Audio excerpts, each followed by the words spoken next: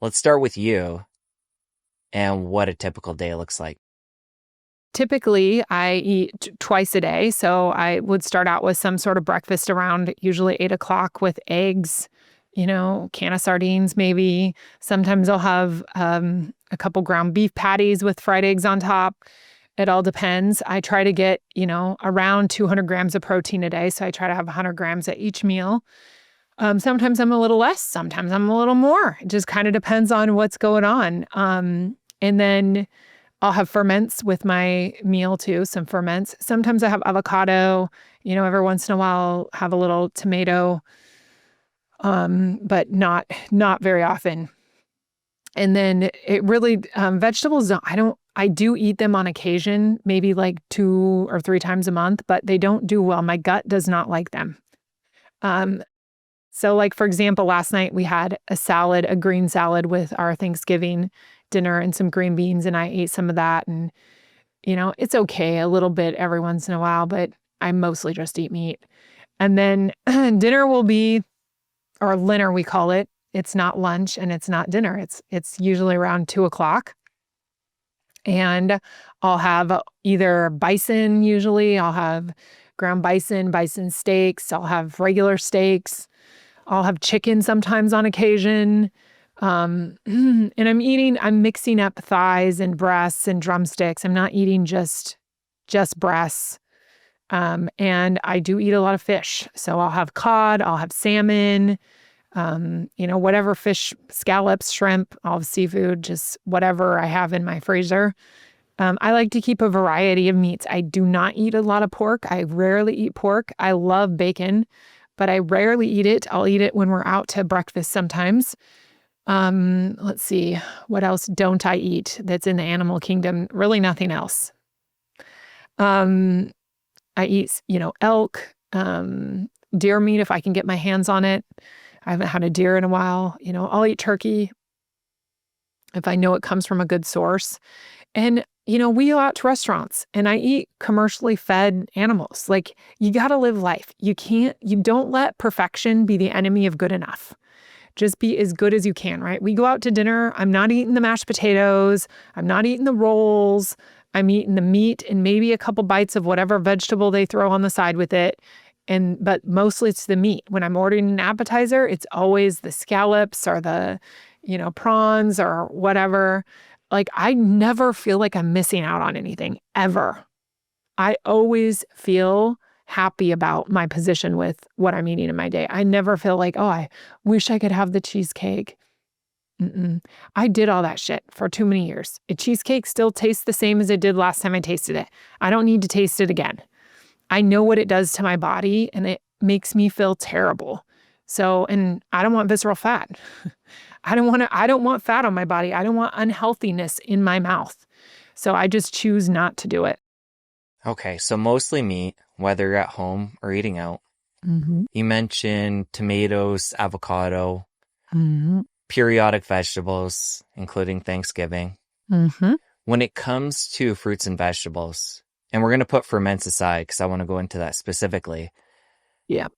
Any benefits you're looking to get from those, or is it just for diversity and flavor?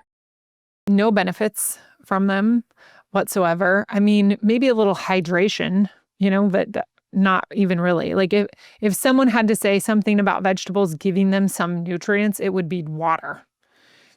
But I'm not dehydrated. I drink plenty of spring water, so I don't do it. I just do it, just every once in a while. If it's there, I'll take a little bite of it, and I don't really think much of it. I don't even know why I really do it. I just, every once in a while, I'll take a little bite.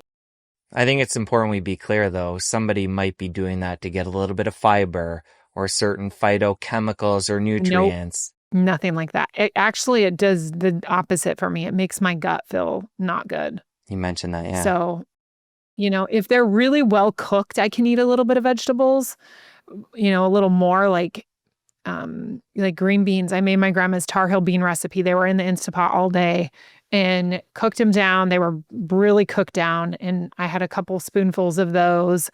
It was just tradition, really. It was the only reason I did it, because I love my grandma and it's her recipe. But other than that, no, I don't really eat them for any reason.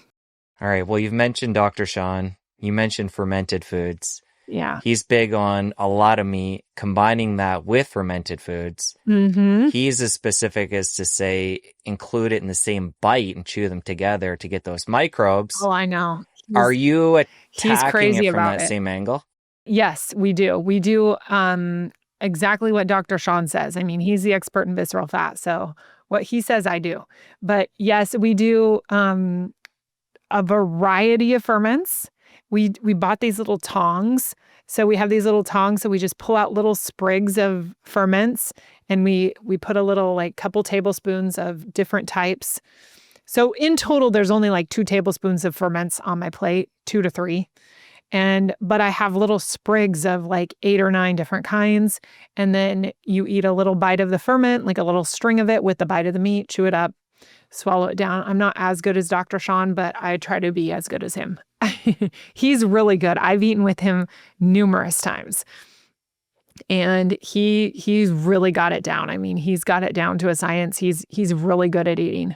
It sounds like when it comes to ferments, diversity is important. Is that to get different microbes? Yes, that's what he says. I don't know if he shared his story. Did he share his story about his stool testing from when he got his stool tested to see his microbiome? Not that I can remember, no. Let's talk about his poop. This is pretty funny. I know. He won't mind. I'll text him after and tell him I talked about his poop on Jesse's show. He went and had a stool testing done to see his, what kind of microbes he had in his gut. And the facility called him. They didn't know who he was. And they were like, we need to know who you are because you have the most diverse microbiome of anyone we've ever seen. Like, this is the healthiest gut we've ever seen on anyone. So, and he doesn't take probiotics, he's totally against doing stuff like that. He just gets it with the ferments. And he says the ferments, multiple types. And he does blue cheese and he does some aged cheese. I try to stay away from the cheeses as much as I can because I don't do well with them. I don't do well with dairy just for my digestion, but also they make me store fat almost instantly and they're highly addictive. Dairy's so addictive. It's got all that human growth hormone. It's got everything to make you come back and want more and it tastes delicious. So I try not to eat too much of that, but he does. He has like 20 different blue cheeses in his fridge and like 70 different ferments. I'm exaggerating, but he does have a lot. And he's really good at finding them and scoping them out. And he makes his own and they're really good at it. I'm not as good as him, but I want to be. And what do you see as being a healthy microbiome? Classically, a lot of people say diversity. Is that what you're looking for? And then what are other things you're doing to add to it and then protect against the modern world? Yes, that's a good question. I'm looking at my stool constantly. Is it a number 4 Bristol pinched off at both ends, like perfect bowel movement? When it's like that, I'm like, yes, I'm game on. I've been doing everything the right way. When it's not, it's usually because I've eaten something that doesn't agree with me, like too much dairy, or too many vegetables or something like that. So, yeah, so Dr. Sean is real big on passing microbes and he likes to pass good microbes, not bad ones. And so he has this big thing where you're getting exposed to microbes all over, everywhere. You're getting exposed to microbes. You go to Target, you're getting exposed to microbes. And so I tell my girls, whenever they're out in public and they get exposed to microbes, just come in and drink a little drink of that fermented pickle brine or fermented sauerkraut brine. And that should take care of any bad microbes that you've been exposed to out in the world. I try to not think too hard about it because it really is kind of terrifying to think about all the obesogenic microbes out there living in people's guts. And you see people and they're just so diseased and it's sad, but you don't want to be around them, so you don't go to the gym where they're all working out. You don't go to you find places where other healthy people are and you get with them. People that look healthy and feel good and have a good lifestyle, you hang out with them. So like the gym, for example, if you're going to the gym where it's just a bunch of, overweight people trying to get into shape, that's the wrong gym. go find a gym where they are in shape and they're doing the right thing, because they're going to have better microbes. But, a lot of those bodybuilders too, they're eating a lot of carbs. They're addicted to sugar. So, it's kind of like you gotta sense it. It's almost like a deep sense. You have to sense when someone doesn't have good microbes, and you can see them. You can see people with bad microbes. Just go to Disney World. They're walking all over Disney World. Terrible microbes. All right, well, let's come back to your diet. We'll leave supplements, at least for now. Okay. You're having 2 meals. You gave me an idea what those could look like. You're doing your breakfast first thing in the morning and then your dinner. Mm-hmm. Talk about why you're eating those meals in the first half of the day. Yeah, insulin. So insulin is most sensitive when the light is out, when, your cortisol's on, you're active during the day. That's when you're most sensitive to insulin. Plus you're moving. So you're activating your insulin. Anytime you move, you create blood flow. Blood flow creates distribution of insulins, and it creates oxygen to the cell, and you're able to process things like insulin and glucose. So you're moving around. When you're eating dinner, you're storing a lot of glucose in your body and making a lot of glucose. When insulin is becoming less sensitive, your cells are not receptive to insulin late at night. They're receptive early in the day and around noon. And then as the day goes, they become less receptive. So just like when your cortisol starts rising through the night, your body's asleep. And then as it starts to rise at about 2 a.m., really midnight, and then it starts to go up 2 a.m., starts to go higher, higher, higher. And then by the time it gets peaking up, you're awake, you're alert. So insulin does the same thing. It's higher in the morning, and then it peters down as the night comes. And it's because insulin and melatonin they don't work together.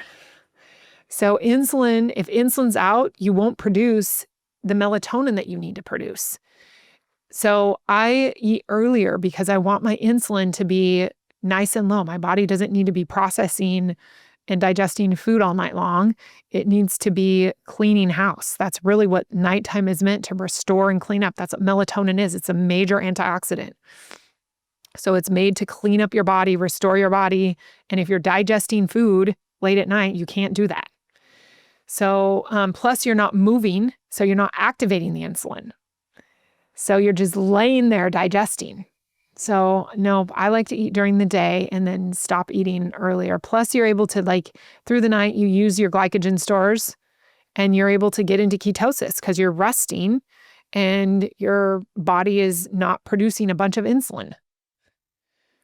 So all back to insulin, Jesse, all back to insulin. The hydration piece, that is something you emphasize that not a lot of other people in the carnivore keto space are. Obviously, that could be the fact you're not drinking coffee, but talk about how much water you're drinking and the importance there. Well, I try to drink a gallon a day. When I'm in my sauna, I definitely do that, if not a little more sometimes. But I usually get between 90 and 120 ounces a day, and I drink spring water. If you have a local spring, they have findyourspring.org. If you have a local spring, go to your local spring and get it. If it's a good spring, you got to do the research and figure it out. But hydration is really important. We need to be properly hydrated, especially when you're eating a lot of meat. So meat can be very drying. It's got its own metabolic effect, digesting meat, and it creates a lot of internal heat, and it can really dehydrate you if you don't know what you're doing. So I think, drinking coffee, super dehydrating. Your body sees it as a toxin. That's why you lose all your water. You have to pee so much when you drink coffee because you're losing all your water because your body's trying to get it out of your system because it's so toxic. So coffee, super dehydrating. Eating protein, where you're creating all this internal metabolic heat by processing the protein, is dehydrating you. So you got all these other factors. So yeah, when you're full on carnivore, you should be drinking about a gallon a day, in my opinion, to stay properly hydrated. And that's without coffee. If you're doing coffee, you need even more. Okay, coffee's out. We're clear on that. You're not drinking dairy. You're drinking quite a bit of water, quality water. Mm-hmm. Any other beverages that you're consuming? Every once in a while, like last night, I had a sparkling water and I put a little splash of kombucha in it. You could do apple cider vinegar too. Um, I don't drink like a whole can of kombucha because it's super high in sugar. And the only one I really like is is it Hum? I think it's Hum kombucha. It's pretty low in sugar. So I just do a little splash of that for the microbes in my sparkling water. But yeah, I'll drink sparkling water probably 3 or 4 times a week. If we're going out, I usually have sparkling water, put a little lemon in it or a little kombucha. That's all you really need. Okay, earlier we talked about your eating window. You narrow that. It's the first half of the day. Early in the conversation, we talked about longer fasts. And I know part of your weekly protocol is a 48-hour water fast. Mm-hmm. So talk about when you're doing that and then the specific benefits you're trying to get. Yes. So that's the longer fasting is a Dr. Sean thing. That's where I try to be like him. He does 72s. I do 48s. But actually right now, Jesse, you'll be surprised to know that I'm doing a challenge with my members that have been through the program. These aren't the ones that are going through the program. They're too new to this yet. They do 24-hour fasts every week. But the ones who have been through the program and they're metabolically fat adapted, right now our challenge for the next 2 months is OMADs, eating between 11 and 1. And what we do this because we're trying to learn more. You know, I'm always about learning, and we're trying to learn and understand how our bodies react to this style of eating. So we were doing 48-hour fasts every week in that group. And we've done that for about 6 months now. And the transformations with these girls' bodies are freaking incredible. Incredible. So we're doing these 48-hour fasts for about 6 months to 8 months, something like that. And then now we started our new challenge where we're doing OMADs for the next until January 1. And we're seeing how we feel doing that. And I'm making sure they know how much protein they need to eat between that 11 and 1 eating window. It's basically like the 48-hour fast thing, except we're spreading it out through the week. Right? Because if you're doing 48-hour fasts every week, you're not eating for 2 days. So your eating windows are, you're eating for the 5 days that you are eating. You're eating 2 meals a day. And so what I did was I just spread it out over OMADs for the week. So you're basically eating the same amount of food. You're just eating it in a different way. Instead of doing no eating for 2 days, we're just doing 1 meal in an 11 to 1 eating window for, the week. So that's what I'm currently doing right now. I really like that. I really like doing that. I also really like the 48-hour fasts too. I like them both. But I'm learning. I'm experimenting with my body, and I'm trying to get my girls to experiment with theirs so that they learn about their body, because everybody's different. There will be some girls who don't like the OMADs, who like the 48-hour fast better. And there will be some girls who feel really good just doing OMADs. So I'm playing around with it to see. My goal is to have no visceral fat. That's what I'm working on. And it's hard. Dr. Sean will tell you, he'll be the first one. It's hard to get 0 visceral fat, but I'm trying to get as low as I possibly can. I want to be a 0. I told him I'm coming to see him in March and I want to have 0. I have very low, but I do have some. And, out of the 6,000 people he studied, there was only like 2 or 3 people that have none. So you can be very low and still live an amazing, healthy lifestyle. Listen, I know I'm good, but I want to feel what it feels like to have none, to have like almost none. I want to see Dr. Sean's face go, what did you do? I want to see that look on his face. So We've talked about the visceral fat now a little bit. You mentioned the muscle fat. Let's talk about why this ectopic fat is so bad, how somebody assesses to see how much they have, and then is there a way to target this deadly fat specifically?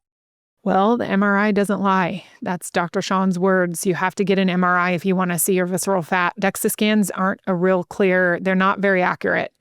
So I'd say an MRI is your best bet. Of course, an appointment with him is always amazing. But, for people that can't afford to go see him, it's, there's different things that he's got biomarkers that you look at, different strategies to watch your body to see if you're having lower visceral fat. But the first thing is, you got to target ketosis. You have to get your insulin in check. You have to get into ketosis so you can start burning that visceral fat. He says the heart fat goes first. The heart fat is the first fat to leave the body, which is great because all visceral fat suffocates your organs. So you don't want anything suffocating your heart. So he says the heart fat goes first, and then the deeper inside visceral fat will go next. But I see my girls lose it all like at once. They just shrink, they just get smaller and smaller. And as they keep going and as they stick with it, I mean, they're like totally different people. You'll see it even in their faces. Their faces will change. They will look like people don't recognize them anymore. They get these really cute little pixie faces. Their nose gets smaller. Dr. Sean says your nose doesn't grow, it just gets diseased. So their noses get smaller, all the inflammation goes away, their face, my face has completely changed since I started doing Primal Bod. So, you just watch for these indications. If you can't get an MRI, you just try to get the excess fat that you can see. Try to get as much of that off as you possibly can. And then, maybe then go in for an MRI and see how much more do I have. That's really the optimal thing to do. But if you have a lot of fat on your body, you most definitely have a lot of visceral fat. So first thing you got to do is just shrink yourself, and do that by watching your ketones. Get into ketosis, learn about insulin, and get into ketosis, and it will melt off. If you enjoyed that clip, you're going to want to head over here and catch the full episode. I'll see you over there. The reason my program is so different is because I target insulin. Most people today are overproducing insulin. They're eating foods that are triggering a high insulin response, and they're loaded with insulin. Insulin is the master fat storing hormone.